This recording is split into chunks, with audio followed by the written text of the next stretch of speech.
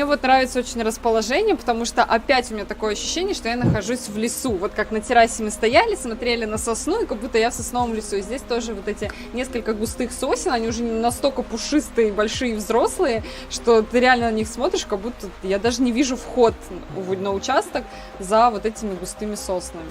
Ну, удачное очень расположение, именно такой уют создается. Это опять же такие из особенностей самого поселка, то что здесь везде сосны, и здесь хочешь не хочешь, все будет красиво.